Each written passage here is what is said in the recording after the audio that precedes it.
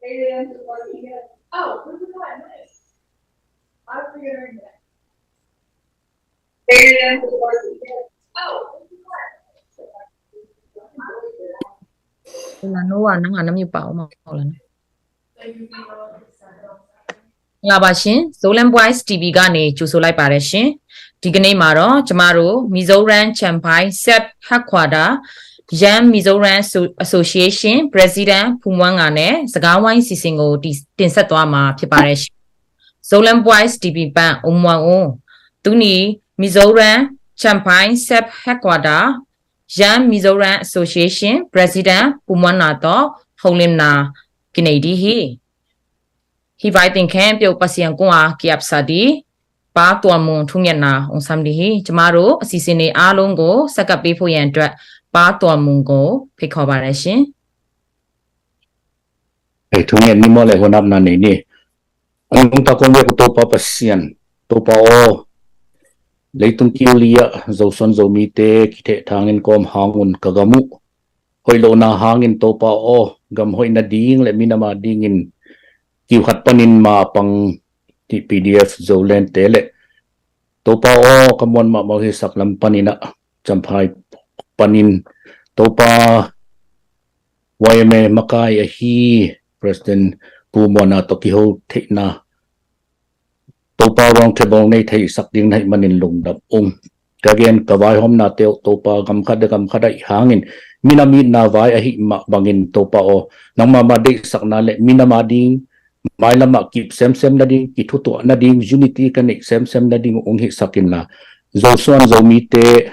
mai lama khut khat toy khe khat khai ka bat thik na ding thu te ong ki kum sakin la to pa nangma hoi na te minam dang te anong kai sak hi lo to pa Minon huai zomi te kaswa te na thupa nong piak ding kipan na alai zang atop dong le topa o ngen mi khem pe tunga na thupa nong tun sak ding ki na khakhan na nong hi sak ding lung balin ka topa jesu khaji khatbek min songin ka hun khem pe kunga pu topa pasiano Amen ဟုတ်ဒါမင်းလဲခုလိုမျိုးကျမတို့အစီအစဉ်တွေအားလုံးကိုဖျားရှင်ထံမှာအနံပေးတဲ့ပူတော်မွန်ကိုကျေးဇူးတင်ပါတယ်ရှင်ဟုတ်ကဲ့ပါဆက်လက်ပြီးတော့မှကျမတို့ ZRFU Zomi Federal Union Department ကနေပြီးတော့မှကျမတို့လူထုအပေါ်မှာသိစေရှင်တဲ့အရာများကို presentation နဲ့ရှင်းပြပေးသွားမယ်ပူခိုင်ပူကိုဖိတ်ခေါ်ပါတယ်သူကပင် ZRFU Department ပေါ်ခတ်pan anasabnate mi pite tunga thaisana presentation to onai sadi ukhai pu omwa nge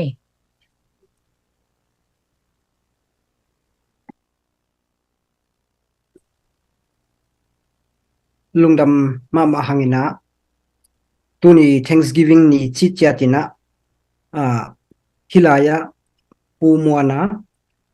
chair president YMA Champai sub headquarter Mizoramina 80 to ngzap thi manina lungdam thu topa tung le matunga pong sahang Zomi Federal Union akichi tak siangina PDF Zolen back atamzon ki theina Zomi Federal Union na tu lai takina department somle ni omina tualaya tunina hi mipi theding ina tang pi tang ta ina I theding le ihu theina ding le ong ki huna sate tom khat ong pulak toning tuat tunina kong present kong la ding he le education department health department le humanitarian department hi ko gama ithei sama bangina tulai takina muntam pia sang te ki khakina ZFU education department ina sang lahil na pongmanina ki zomina tua lahil na tenam nina ki khentheina higher education ki china khatna National University of Zolen chi kibola tua hun tua University Master in Public Affairs degree kipia hi pen English le kola ina like hila tulai takina sang na pang somguk bang kolte hina za khaite le chinset lo kolgam mun tuam panina sang na pang te hi to chiang ina basic education na township te dimle tonjang township atulai takina kinina tulai takin tedim township sunga sang som ngalenga kineina sang sia zalile som nga ina sang na pangte lai hilina tulai takina tedim township sunga sang na pang tulgyal le zale som ni le ni kinehi tonjang township sunga mun som ni le ni sunga sangte ki hongina to huna sang sia som gele sagina lahil nang ni thi sakhi to muna sangna pang tul le zale wa ina tu lai takina siam sina sinhi sang siama siate hi na amau te pen khasum ki pezolo na pin a hangina e hi thei bangina lungdam la na ina ki han chiam pi hi to chiangina sangna pangte lai bu hin pencil hi na pen te hi na thungip te hin textbook te ki vai hom pi hi to changina tulai takina I project khata hi khotwam toma library honding ki han cham lai taka hi pen education department pan hi na to changina health department tulai takina muntam pia sia wan te CDM ru ta hi manin aikele public health care hoilo hi manina ZFU health department ina tulai takina na namni na kisemi tonjang le tedim wam tenga akhat na mobile clinic team kichina hi clinic team te pen tonjanga team ni omina team khata siawan khat anyam atom pen siawan khata omina tuate khasimina munni munthumbang phakoi koina akhongina imipi damlo te edna vani thi koyo he twachang bek tham loina por khat bang akisam jakte kol pilam ha mo mizogam aizol champhai chi banga puaka kisap de akisam te to bangina ki bai hom pina bek tham loina pol khata kwa pol khata vaccination ichidam ka koisi tua te khong ki koi na tua chiang na tua bek tham loina kwa pol khata thusin na chidam na lam taki sai thusin na tuam te jong kini thei hi ni na public health team chi kini na hilaya tu lai takin tedima mi som le kwain na semina tonjanga mi so mi sa gi na semi to chiang na tulai takina tedim township sunga ga ka pe thelon asimina clinic wa ki hongina tonjang township sunga clinic damlo te ke thina ding clinic nga ki hong hi to chiang hite pen koi kwa panina sumuna helowina siawan te siama te na amaute fanjong to mina ahi thei bangina ana setna wa hi dek tham lowina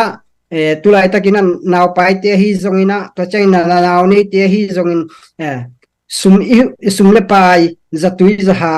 akisam bangina ihu thei bangina ki ton tung hi to chang dek tham lowina tonjang tulai takina jete fiwina inga isutma ma hi tonjang te dim gama AI tuamina ZFU ina zato khat lupna som am thena ding ihan chiam ma lai ta khai hi chi ong the sakeng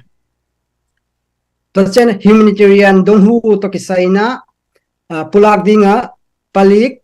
police ga kap army CDM honglut pemba panpina i the baina kineina to chengna ni na PDF Zolen panhina TDA Thado Defense Army pantang wal hong se te omle sigal siatwe damlo na to le akisam bangina ki hu hi chi jong dening thumna CDM te panpina hin hu na hin siatwa na chi te akisam bangin ki hom khia hi to chiang lina muntuam to ma galtai refugee le internally displaced person te hu na kinina te dimle ton jang huam sunga zatui zaha akisam te adiakin emergency kit le essential medicine te ki hom khizel he tuni chiang ina sep na te dim ton jang kopi le kogam muntuam to mana sep khol CDM te sungpan haksa te gen te nine sumlu na nei vet lo in nek ding don ding haksa te damlo na atuam to zatolum tele clinic kilakte naw suak te chi bang vek pia gomin mi zanile somgyat huna ki pe hin hi tunile khat tunile thum tu kikalin hong ve gam tuam panin panpina te hangin te dim no tan janga gal tai le ham sade te hu da din antang ip tu som bangkyong he hin hi education health le humanitarian na hangina teng tu som wal sum kizang beta he ZFU supporter NUZ le min dok sak nuam lo minam dang gam dang pan ama mimal in hitake le kipol na to hitale hong pan pi koi he hong lai nan mama hu na hong pete laka zomi hello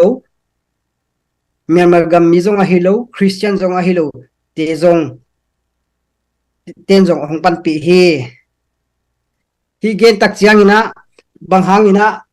hing gen hiam ichile sorry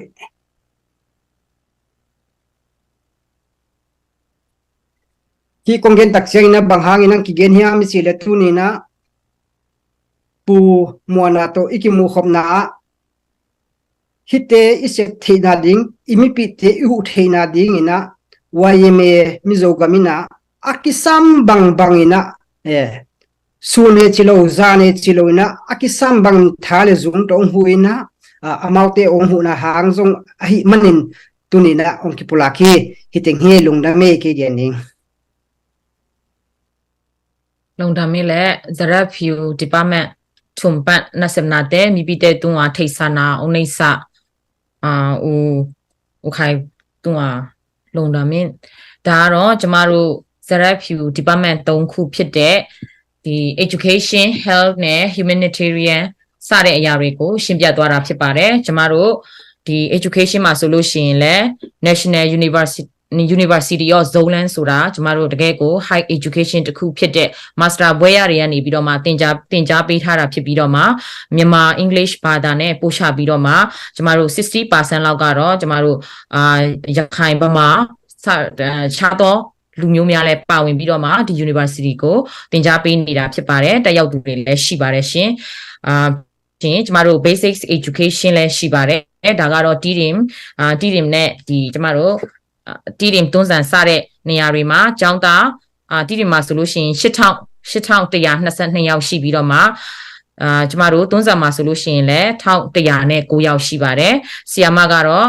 တီးတွေမှာ55ယောက်တွန်းဆာမှာဆိုလို့ရှိရင်တော့22ယောက်ရှိပါတယ်ရှင်ဒါကြောင့်မို့လို့ကျမတို့တက်နိုင်တဲ့ဘက်ကနေပြီးတော့ education ပိုင်းကိုလည်း ZRFU ကလှုပ်ဆောင်နေတာတွေအများကြီးရှိပါတယ်ကျမတို့စုပေါင်းအားနဲ့ပေါ့နော်တိုးတက်ရင်တိုးတက်သလို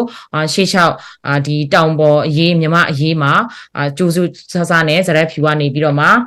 စူးစမ်းဆောင်ရွက်နေတာဖြစ်ပါတယ်ပြီးကြလို့ရှိရင်ကျမရေးပိုင်းမှာဆိုလို့ရှိရင်လည်းကျမတို့ mobile clinic တွေလည်းရှိပြီးတော့မှဆရာဝန်ကတော့ကျမတို့တယောက်ရှိပြီးတော့မှ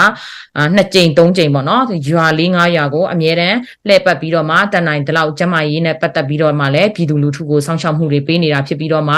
နာမည်မဖော်လို့တဲ့ကုညီထောက်ပံ့ပေးနေတဲ့စေဝါနဲ့ပတ်သက်ပြီးကုညီထောက်ပံ့ပေးနေတဲ့ပြည်သူလူထုအပေါ်မှာလည်းအင်မတန်မှကျေးဇူးတင်ပါတယ်ဆက်လက်ပြီးတော့မှဒီထက်ပိုမိုပြီးတော့ပြည်သူလူထုတွေလုံခြုံစိတ်ချမှုရစေဖို့ရန်အတွက်အားလုံးဝိုင်းဝန်းကူညီကြဖို့ရန်လည်းမြစ်တာရက်ခံပါတယ်ရှင်နောက်ပြီးကြလို့ရှိရင်ကျမတို့လူထုကယ်ဆယ်မှုနဲ့ပတ်သက်ပြီးတော့မှကျမတို့ CDM ဝင်လာတဲ့သူတွေစစ်သားဒါမှမဟုတ်လို့ရှိရင်ရဲစတဲ့ CDM ဝင်လာတဲ့သူတွေကိုလည်းကူညီနေဖို့ထိုင်ဖို့နဲ့သူတို့ရဲ့ကျန်းမာရေးစားစရိတ်စသည့်အရာများကိုလည်းထောက်ပံ့ရုံများမကကျမတို့စစ်ပေးဆောင်တွေလည်းရှိပါတယ်ပြီးကြလို့ရှိရင်ဒီတိုက်ပွဲတွေမှာကြာဆုံးသွားတဲ့သူတွေရဲ့ရေးပဲဖြစ်ဖြစ်မိသားစုရေးပဲဖြစ်ဖြစ်စသဖြင့်အရာအလုံးကို ZRFU ကနေပြီးတော့မှယနေ့ထိစူးစမ်းလုပ်ကင်မှုကလည်းတနေ့တခြားတိုးတက်မှုရှိလာတာဖြစ်ပါတယ်ဒါကတော့ကျမတို့ရဲ့လှုပ်ဆောင်မှုပြောလို့ရတဲ့အရာအနည်းငယ်ကိုပြည်သူလူထုပေါ်မှာပြောပြသွားခြင်းဖြစ်ပါတယ်ရှင်ဟုတ်ကဲ့ပါအစီအစဉ်များကိုဆက်လက်ပြီးတော့မှ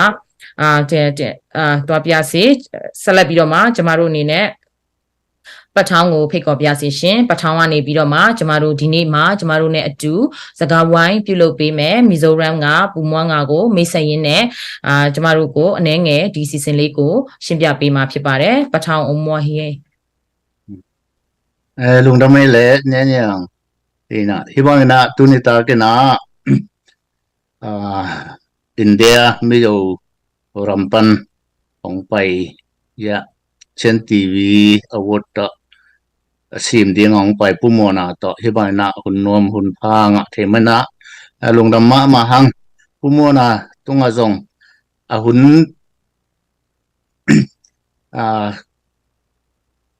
หุ่นในโลกปีที่บ้านนะก็วันนี้นะจะได้จูปีเดียบจูเลนเดียนเนี่ยนะหุ่นเตนองเปียกมันนะลุงดำมาจีนะจะได้จูมินเตนะลุงดำของโอมาไซน์มีปีลำปันินต่อที่ปุ่มนะต่อมองไม่เซตของ introduce นัวมิงบางหางแฮมจีเละก็กำลำปันินะวายเมจีของเทโลจงอมคดีนะหิมันนะวายเมจีตัวของไม่เซตหนัวมาไซน์วายเมจีเป็นร้องมีเยา association เอนะตูมากุมสวาลายาอันกิปันขินเจ้าส่วนตาเต้นนากอลเป็นฮีมิโซรัมสุงะเดียกกินะNGO non government organization กอลเป็นคัดฮีจีนะของเทสักหนัวมิงฮีนะอามองตัวลายะ Central วายเมจีเนนะมุนตัวมาซับเฮดโกตาจีนะอันนี้ในสุงปันนะผู้มัวนาเป็นจำพาย YMA Sub Headquarter President ฮีจำพายอิจิเป็นตริมลำปันนะอิเตลดานันเอ็นเบลต้นซิมอิจิเยียวนะofficial มินเป็นจำพายฮีนะตัวลายะอามาตริมลำต้นลำโตอกินายนะเป็นขัวอหิมะบักเนี่ยนะตูกอลกำบวยนาตกิไซนะเดนะจะได้สูPDF โซเลนี่humanitarian again hi bang ina kol gam hong boy chang ina in lum lo lum nu sia atai nun ta na la hoi na to atai a hi mi yo gam zuan te pen hia YMA te na don na khoina a hi manina tu na pumona to ama na sep te hongren thading chi na to tu na hi bang na holum na ki nei hi na India kumpi na hi le hi bang na gal tai te zong a hi zong sidema tai te hi na Wakik ding chi thu so ma le mi yo gam kumpi na atuat hia gal hong tai te pen ko unau ka sangam hi chi to hong hum vil hi mai ne na hi bang ina mi yo gama ei nom takena so ta takena gal tai the hi lam jong i phok ding de ing ina to sunga gal abuai pen hong hu pen hong pan pi pen nek to ma kipan ni ten pon sil kipan hong boi pi pen hi YMA te hi chi hong thei sak no mi toi manana tun pumo nai na ama sep nghiet a hi manina ama tung panina bang koi bang lenina na pan pi abang chidan ma ina YMA zong in koi chi pan pi hem chia ki pan hitale ama lung sim sunga om thu te mi pi te hong thei sak nok thu te sol ta tak na hong gen khadina ama tun hun apia hini pumon nang hun hi nang dei bang ina sol ta tak ina hong gen khel mo lung da mei amasa ina sub headquarter YMA champhai minina zana chibai navek pin ong pe masa hi tua I thei ma bangina tua Burma gam sung buai dan pen atunga pan avek pi again bel kulo dina un kilalo theina tua atunga buai akipat laya pen pandemic ichi COVID-19 tua to ki buai pe maina amasa ka gen ut pen tua Burma junta ichi ten tua COVID ahi laina oxygen ichi te mi pila mapia phallo tuai manina tahan lam le tedim lam falam lam ichi te apan pan pi na onge ni na tua oxygen cylinder tool ni le zanga khong ko an refill sak ke bewa YMA pan bel a refill na ding sum zong kinga zolo ile zong mi anei de kianga kinge ni na tua mi te donation a pan tua za ivai khak theina mi pi ten zong bang chin chidiam oxygen nei lo ha nga si na zong kiam zel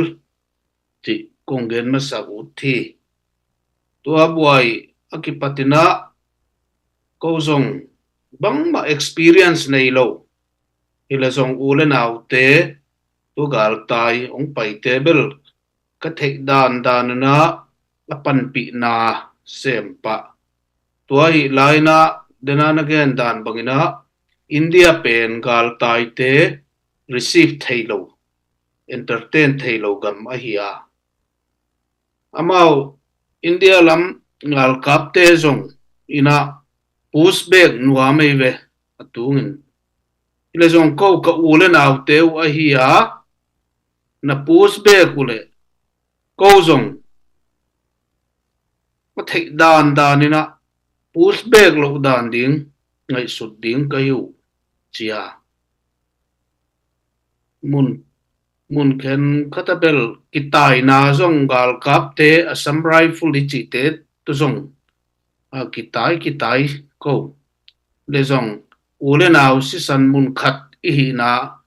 amau hil zeluna amao zong ong thei siam zel tua aina push back ding zonga amao zong pressure ong pengam kollo ve tua kikap na omina ami bangcha kiliam te zong boy pi ding tam pe mana landmine anasi po chi khong thau ka chi khong kiliam te mi tam pi ko ana boy pi toy laina ami pi lam te zong atama tamung tayuna anek ding asil ding bang chini chidiam chia ko wai me lampan ingai sutina branch teng te thei dan banga sumle sil ding nek ding khong mani amao branch hempewa lakhom ding kinge nina tu ami te ho ina hu na ina tu ni tana nek ding sil ding zong kisam lovina i om hi Champhai district tun gal tai ichi table tul somle nga wal khong om lai ve Champhai district Mizogama ko Champhai district pen gal tai anei tam pen ka hiu hi tua atam omna pen zo khothar parkon chi khong khobung zol sei chi khong yai lama bulfek ichiate Champhai khopia pen amao bang chini chidia amao be te kianga om mitampi tak zong om amao in atuama nei zong om kithalo na sum zong mua nek ding sil ding zong amao zong thei tampi tak khopi sunga om tulaina direct sub headquarter waime Champhai china CDM te ko kem atuam kaneyo omina to CDM le civil mi te ichi khong amao tun avekuna mi zani le zathum dektak omlayu hi tun zote geya ITI building ichia ki koina amao nek ding asil ding chi khong zong ko wai mel lama pana ki ngai sut kumpi lama pan ben pan pi na kim khollo vina ko ka siam da na ya ngai sut toy laina iwen nuaya NGO ichi te ong lutina tua ten zong pan pi na ong pia hi tua te pen Action 8 Association chi te khong Impulse tun help lama pen Doctors Without Borders ichi te to ko MOU ki sign na tua dana report izat tak bangina hel lama asem te zong abarmagam lama te civil lam hel lama sem te zong training Doctors Without Borders ten zong pi na zatang ichi khong amao akul dan ina kipe zel hi chi khong report ong pi ngei again ding atam ile zong apau lama ka kalung sima ombang gen siam lo zong nong thei siam na khong ngen hi abang bang hile zong hi haksat na ong tum dan pen pasianina e zo suan te ikipum khat theina dinga hi haksat na ong tunga hi chi thei siama thum na to pasian kianga thum na to ikipum khat theina dina bang chini chidia nas na pitaka isep ulina ilung simjong ikihon thakzel ulenaute dena kagen bangina ipau tuam lezong ilung sim tuam lona khat i chiang pasien in zong nam hat pi taka ong bol ding chi ke ka vision hi na to chi bang na kwa te zong ko mi zo gam lam zong hi le zong tu ma in bel pau la ma i mi zo pau chi du lian pau chi te pau siam lo te bel i dan kidang de tu ma la mina tun zong tua alam dang i chi te zong mang tom mena mang zel pan ta hi ivet pi pau hi chi ki thei siam pan ta na pai te pau ai le falam ai le hal kha kong abang mar zong wa pau te zong ivet pi pau chia iki thei siam hun ong tung chiang bel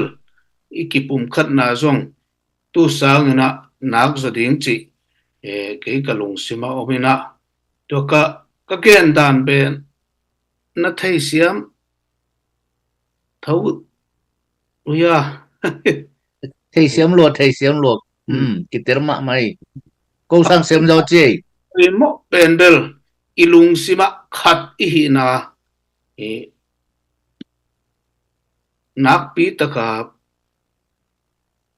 i campaign zel ku leve unity i chi lai te mo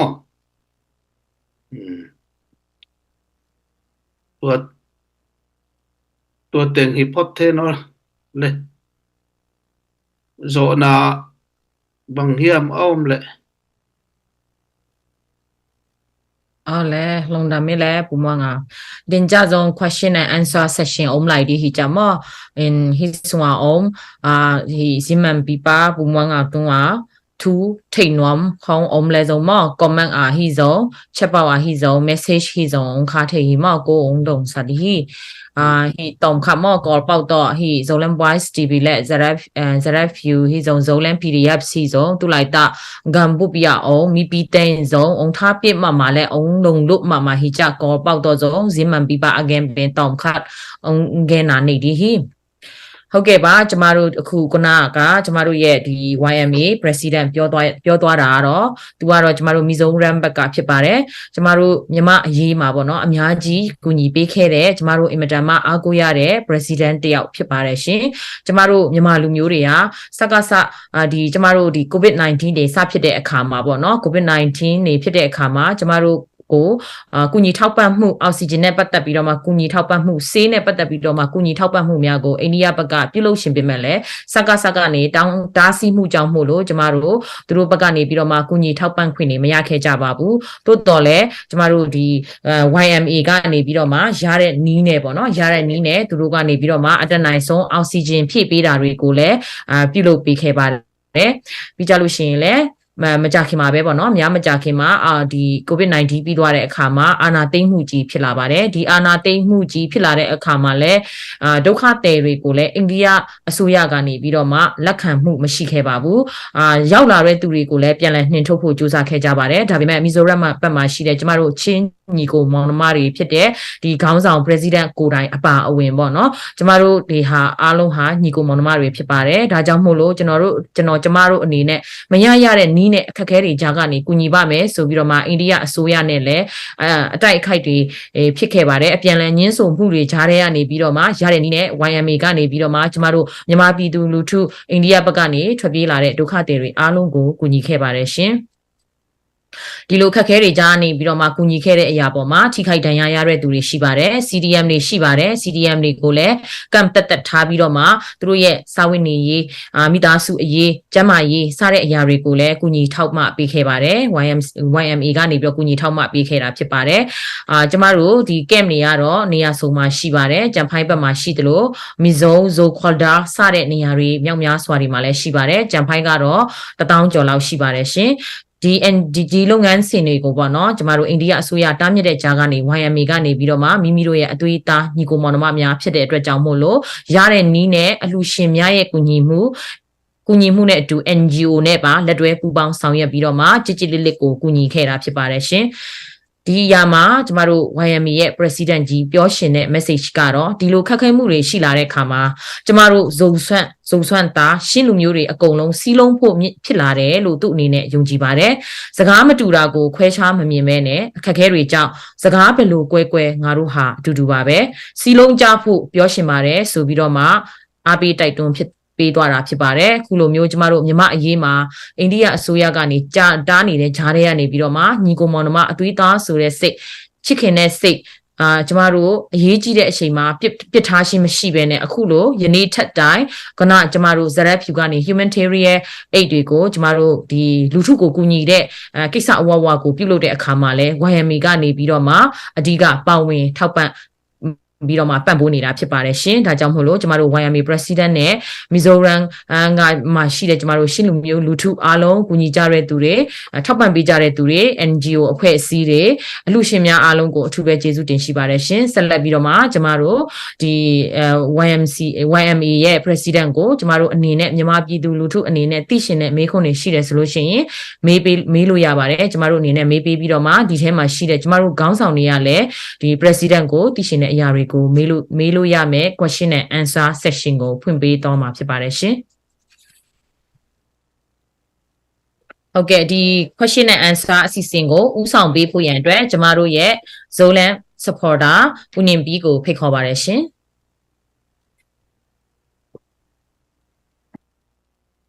Hello. Ama sa penina hi call gam tu boy hangina mi pi zo swan ta te hi tale call gam sung penina ko tom pan jong hak sat na tam pi tak athuak sangam ole naw nu le pa tam pi tak te lung kham sen khamina om lai takina hi Mizoram Champhai YMA te ina amao jong hak sap pi ma to lung kham ma mau hitale I na le ngai na le de sak na le pasian ai naw to hi banga kal ta ya kwa ma chan ong hu sak manon lung dam ma ong chi to ang gen ma sanwa mi ngai mo hi na tua hi ke personal ku dai ka dot no ma sak pen midang adong nom nom le jong chat bo ka hi live Zolan voice tv panin jong na mi kho no mo na dot no bu dot no lai the na at wo mo hi na hiteng panina ke personal to ni le kong dot na pa pumana tung panina kong dot no pe na bang hiam chi le hidana haksat na ong tun chiang mizo gamina ni dang lai na chimai ni ko khan lai wang chimai ni mo India to ni na puna lama pain sang ki kain haksana tampi ki to hi ma tale hi banga dena nang in nagen ma banga hi haksana ong tun manin jong zo swan ta te pen khat le khat ki nang piang sakhi na chi ma banga mai lam huna tu ni chang dong hu sao jong a hom tho hi ke yung mo lung dam ma ong aki thuk zo ngei lo ding na bolu thu pha te hi chi to gen kom no ming ina mai lam huna tu a sang in jong atang ching zo atang zai zo ding ina YMA Champhai subdivision panina knowing ngim na adang a om lai ko bi pi te thei ding gen nop na ne nong hom son thei dia chi to harang dong no mi nge tun bel hak sat na lua om lo na tua zo gam sunga mi pi te na hak sat na bang ichidiam khat omina tua bel draksa summet bol mo tua te hangina bang chida na hiya hi chi gal tai ong tai panina drugs tu ma sangina tam tai na bang chini chidiam chi complain zong mi pi lama ong piang pan kile zong frank takin gen leng malama wahiam hotela na pangkhat ana khoi angna Burma mi ting te mo tia ki dinga ihi hun 2003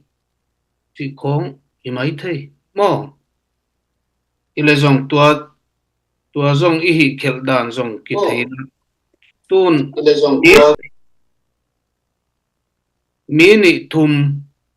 mi hoi lo te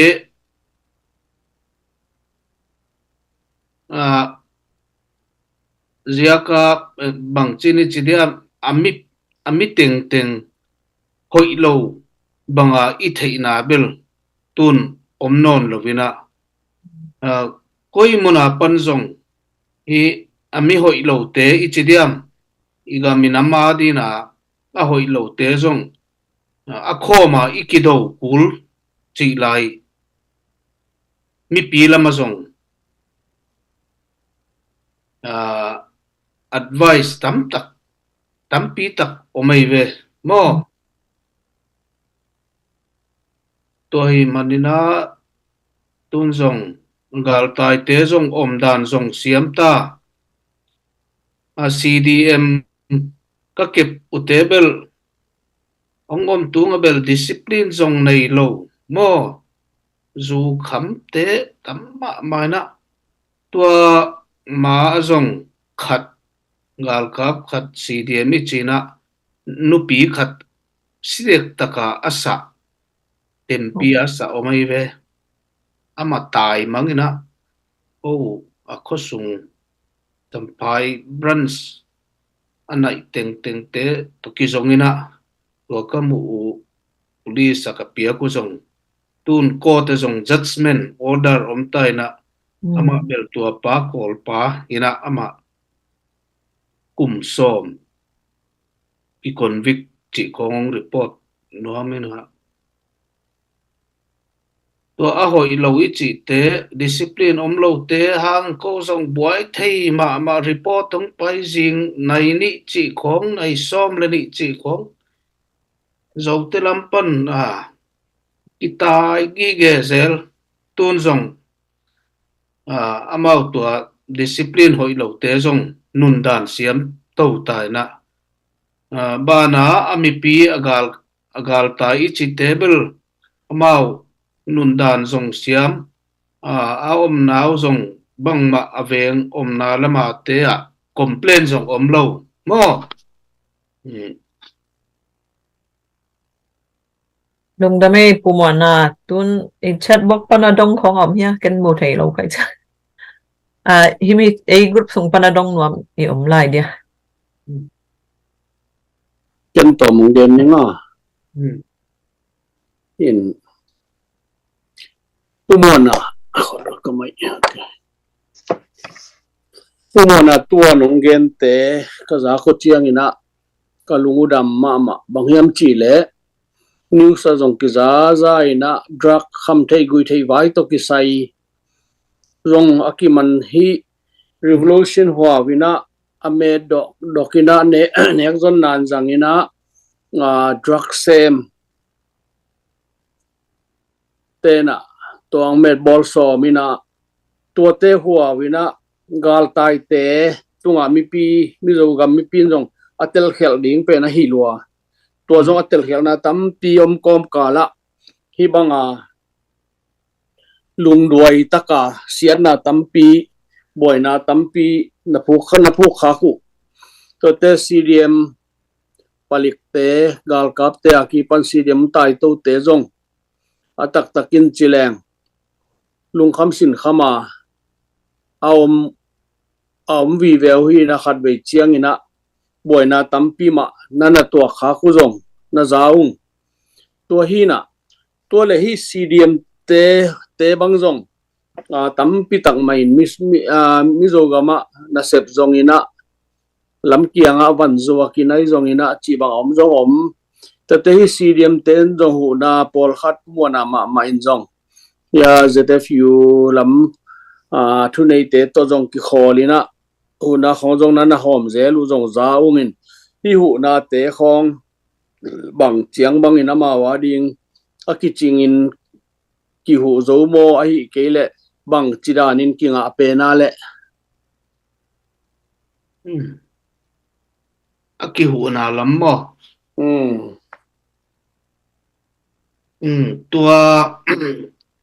trên TV wat ki hom za na zong ka ken pen ule naw te ading koi mo na boy om lo na ule naw om ten mo wa ule naw gal tai te tun bel sil ding bel kisam lo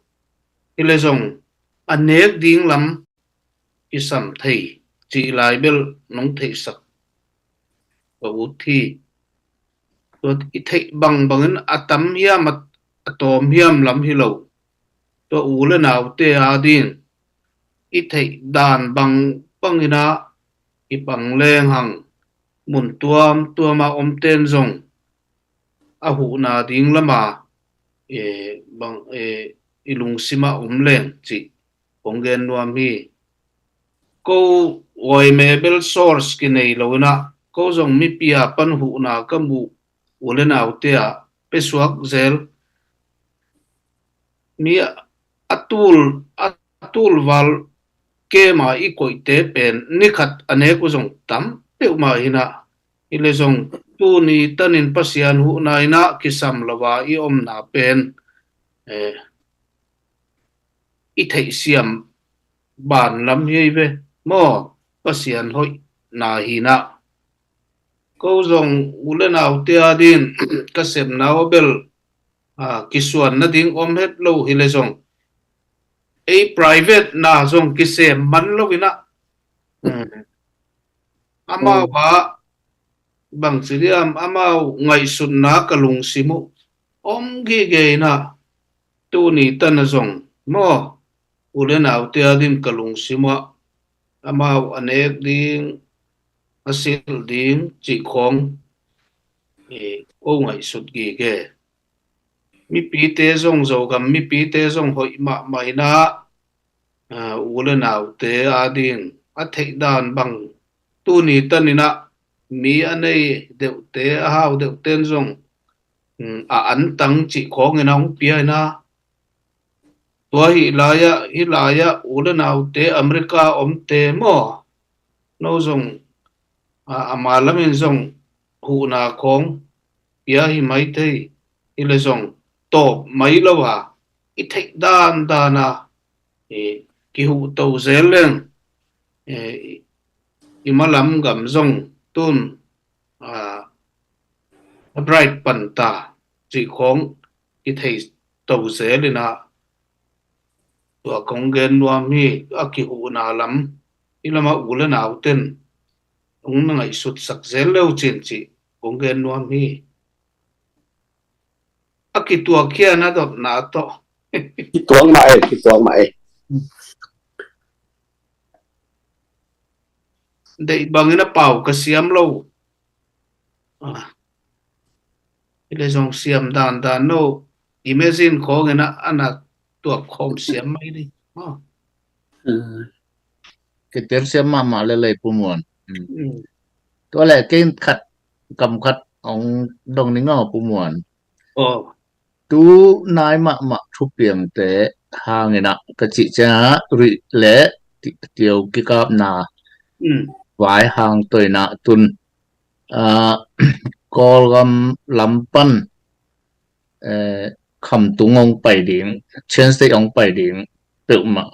làm pi cái khác tận này mày nè khăm tung biết khi lâu call pi mà zong petrol moเป็นอันนี้เนี่ยเบหันน่าจะมันขังก็ไปเช่นนะตัวของเต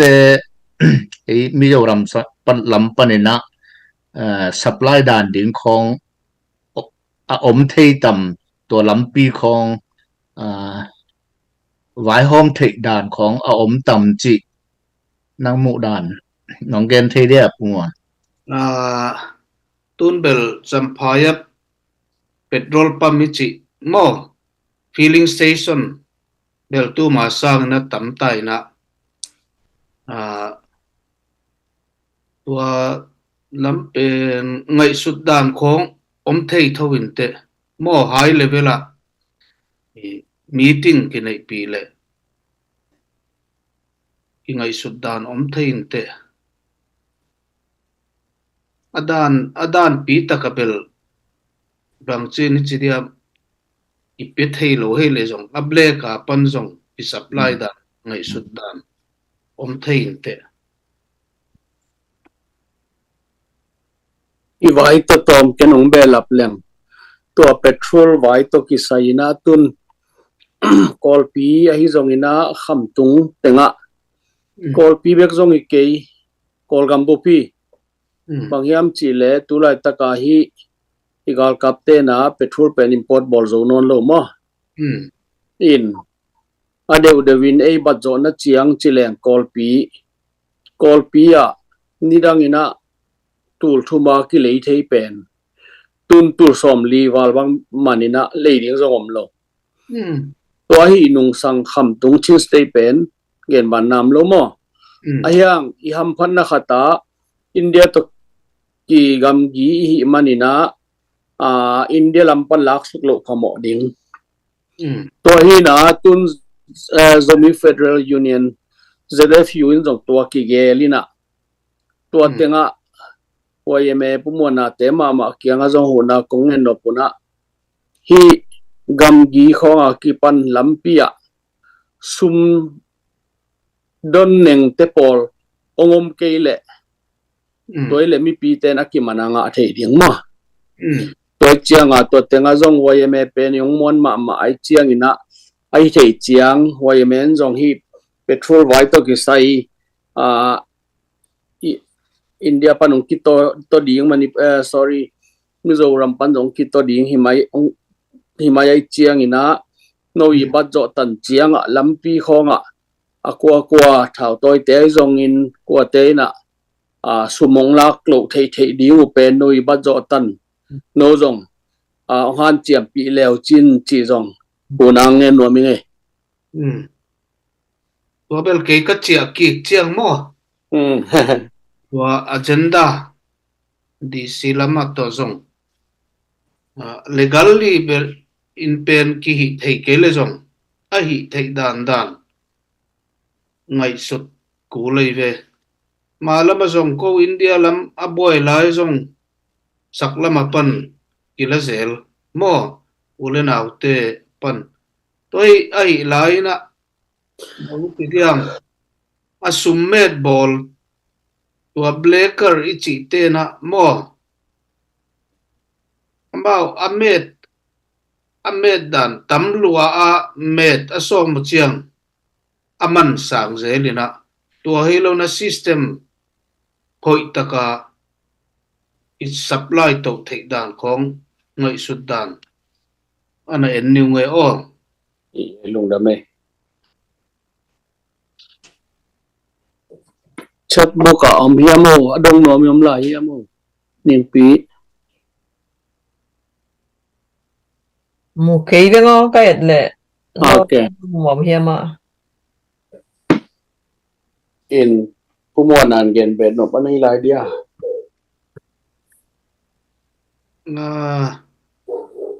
เกณฑ์ดิ้งเบลตั้มเปียกมานะลุงเสียมากิเลสงเกณฑ์สวักเสียมเรามั่วabang hilesong tuzan na kay abang mahilo ichibanga discussion meeting non pina kalungdamma mai mo report zong nanchiang ka che ki kuna zong hi meeting zoom meeting nei dan khong report na peninga na alungdam huai dan zong na pi takin na gen ding no nong ngai sut na kalungdam ma hi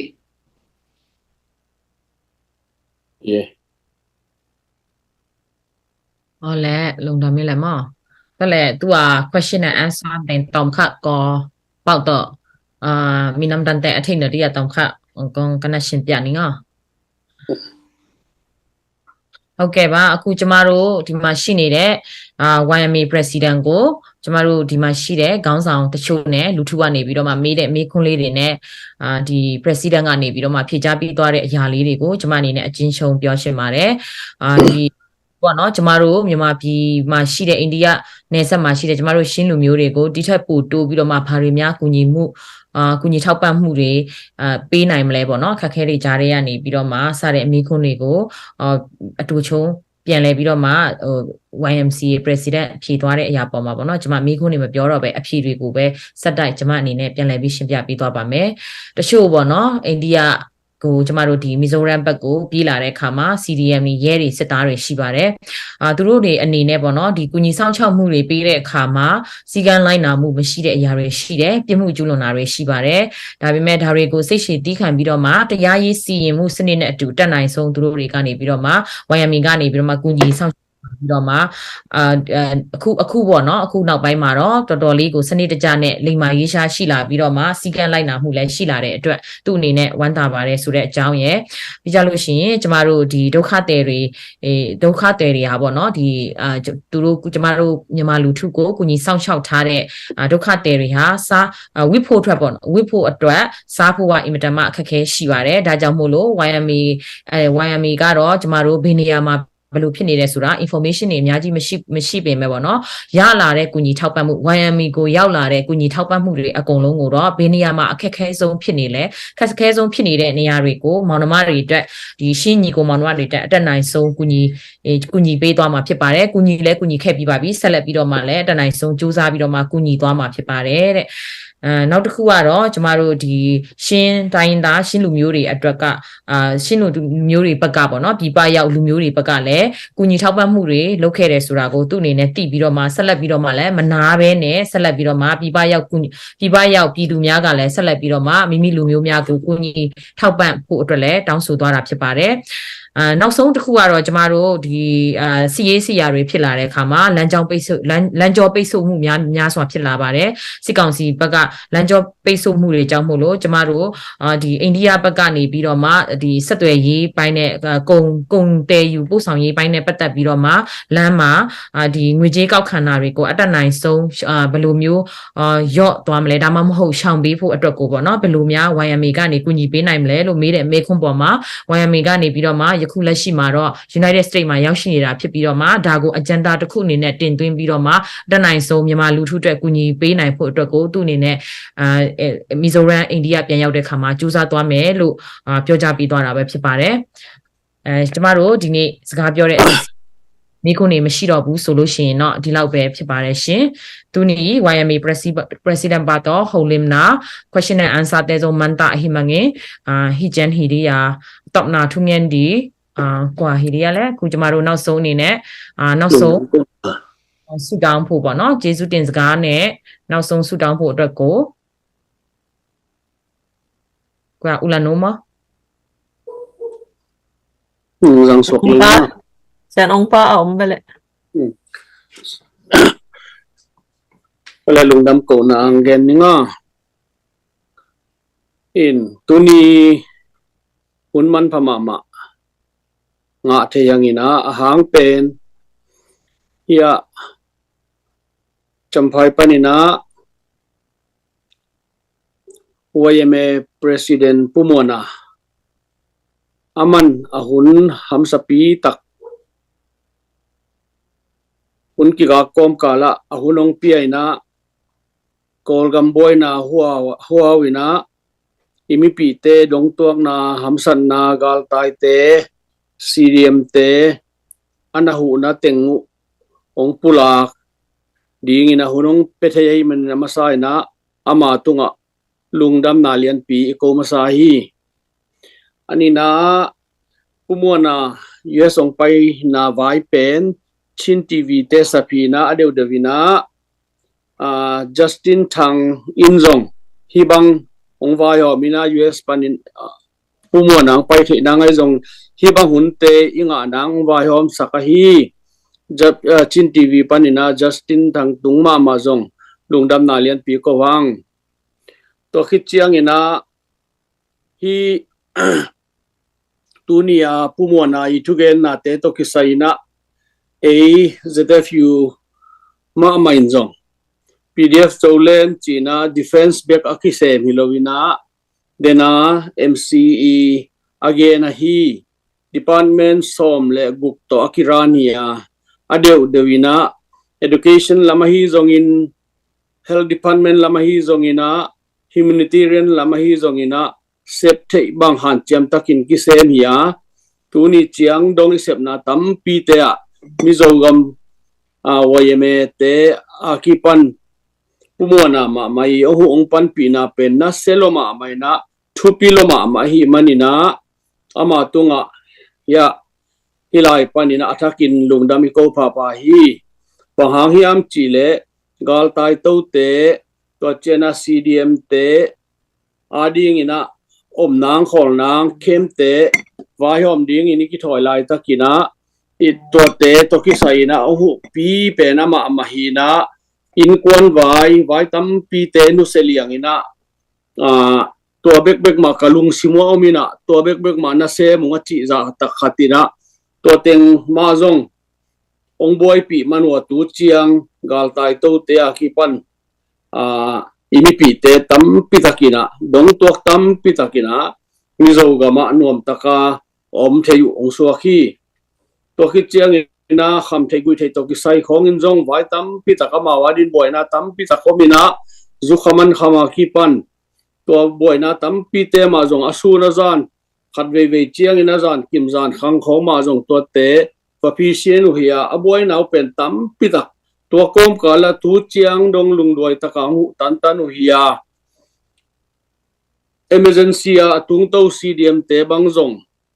amai ainuang asing koi na banga aom sak liang hi na pumuana ya thupi na le eimi te ading eizo swan ta te ading ina nirang chiang ina i khang tang thu akimangil ngei lo ding ong hu ma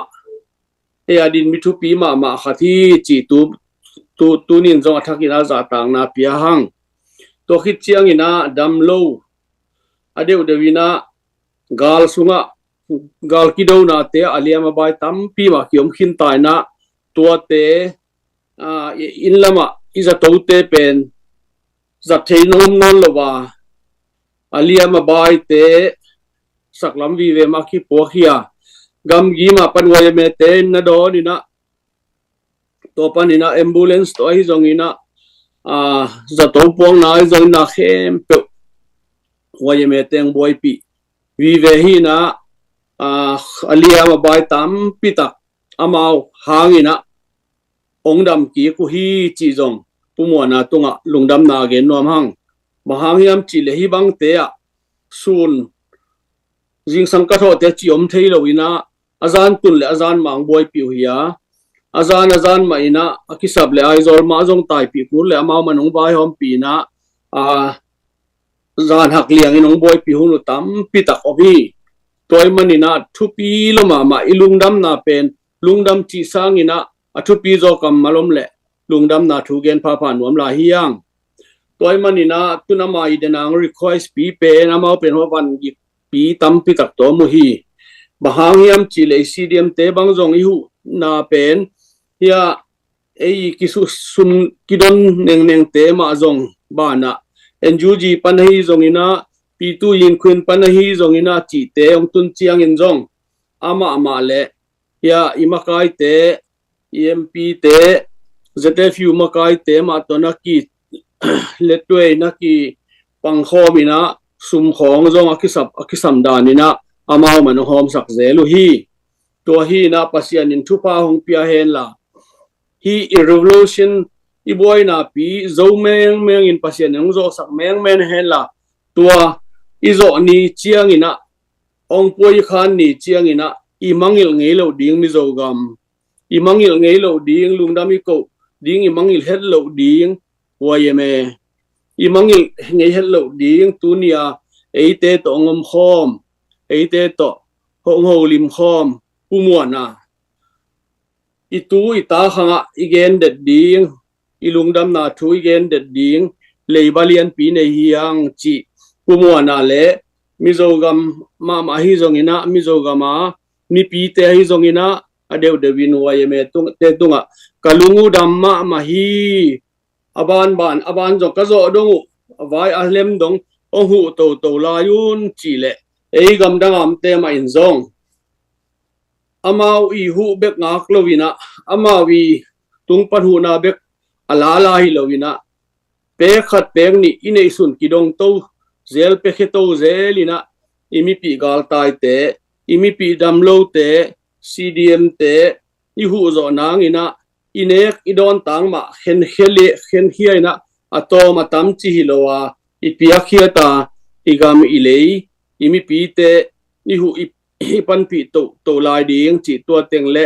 adeu devina tu ni hun sunga ong khiel thei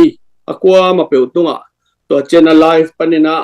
ongen akwa ma peu te tunga lungdam ma hi chi to teng lungdam na thu ongen ni ngei ka lungdam ei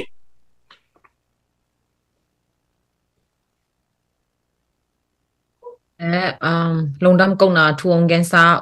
u jo sam kwa lungdam ma mai ulano အခုကျမတို့ကျေးဇူးတင်စကားပြောပေးသွားတာဖြစ်ပါတယ်ကျမတို့လုံတာမမိုင်းဘူလနိုအခုကျမတို့ကျေးဇူးတင်စကားပြောပေးသွားတာဖြစ်ပါတယ်ကျမတို့လုံတာမမိုင်းနောက်ကျေးဇူးတင်စကားပြောပေးသွားတာဖြစ်ပါတယ်ကျမတို့ဆူတောင်းပေးဖို့ရန်အတွက်ဆရာအောင်ဘာကိုဖိတ်ခေါ်ပါတယ်ရှင်ဆူတောင်းပေးဖို့ရန်အတွက်ဆရာအောင်ဘာကိုဖိတ်ခေါ်ပါတယ်ရှင်lungdam ko na ni mo la inna happy na toklim ko te nu ta nang kep sak to pa lungdam mung tu ni zolen te makai na to pa o mizoram pa na ong zin hi ka pu mo na o muang na to interview na le to pa kong tong kup khop na te kan i thi na te wa to pa ki padya kong tho ngen na kong thum na kong taw na te nong donga twin kaun khen to akipat na pan alai jang atom na dong ki thua pi nai man nang ma tunga thakin lungdam na te kong ma sa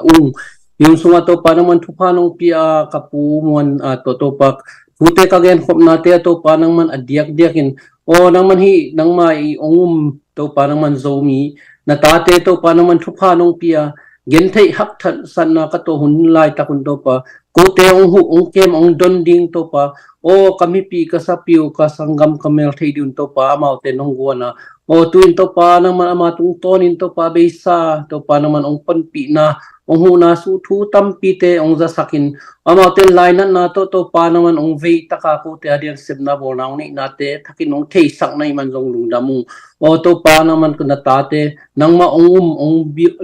bia nangma ong mong na ta te kai hiwa zo mi te to pa naman nong nu sengei ke ya to pa tulai taka ka boy na wa hi to pa hi revolution to pa naman ka tolan jiu no tuin to pa naman da tampi nong hon saka lamet huai to pa maswan hoi din mun tampi ong guan hai man lungdamu tune ka ki ko pu thu te ma bangin to pa ka za ko thu te ma bangun asot non hello wa mai huna solo wa to pa ko te naman gozo na ta tak nong pedinga hi ba to pa gozo na ka nga hun chiang in adiakin to pa hilaya tunya ka kimupi pawo hi to pa naman ka pawu muana o ZY te jong in to pa naman o YMA te jong in to pa o Mizoram kumpi ngiat Mizoram mi malang ngiat to pa naman amau te o ko te aria to pa sumle pa hi jong in nei le lamai jong in ahunan vai khem pe to pa nusia mi pi te ong ke mong khoi ong hoi na ta te tunga to pa lungdam ko na te anei theinya din to pa tunia ka ki kup na thu ma bangin to pa naman zomi mi mal khat chiat adiakin tulai taka to pa ko te mai tanga gal maya dinga hi to pa naman kahang no te ma mau thu phang pian la to pa naman gozo da tak pi nga in tunia ka ki kup na te ni khani chen to pa naman thua o tang thun gen ki kin to pa gozo na ong poi te gozo na thu te to pa ki kum ki theinya din thu phang piak sakin o lungdam to pa ka ki kup na ka gen ka thu aki gen ki sa thu le la he te to pa mo na sok sakin la azangai mi nga malkhat chiatin to pa ading in to pa nangma gamle mi nam adin to pa naman aveina lo te adin to pa gamle mi nam vei theina o sumle pa ya thatang ngal tang adin to pa naman zami mai malkhat chet angai mi malkhat chiatin ki piak zo za sem tha hat tha san na sem se sok thein din tuni ka ki mo khop na amona sok lo man ni takin nong zo thupa nong piak di de kom le to pa kaun ka vai khen to nong zo sang na te hangin lungdam ko in to pa sumin son kong en to pa basiano amen lungdam me le hi pen Zolan Boys TV band Mizoram Champai Sep Hakwada Yan Mizo Association President Umwanga to Haulimna Asisin hiya Tungi Asate hizo Makai te hizo Zolan supporter te ရှင်အောင်တုံးစတဲ့ဟိစွန်အဘက်ပီတူအလုံတမ်ဟီဒါကတော့ကျမတို့ Zolan Voice TV ကနေပြီးတော့မှ YMA President ပူမွန်ကနဲ့ကျမတို့စကားဝိုင်းအစီအစဉ်ပဲဖြစ်ပါတယ်။နားထောင်ပေးကြတဲ့သူတွေအစအဆုံးကြည့်ရှုတဲ့သူတွေမေးခွန်းမေးပေးကြတဲ့သူတွေကျမတို့ရဲ့ ZRF Zolan supporter တွေအားလုံးကိုအထူးပဲကျေးဇူးတင်ရှိပါတယ်လို့ပြောကြရင်အစီအစဉ်လေးကိုပိတ်ပြရစီရှင်။ရေတော့ဘုံအောင်ရမည်။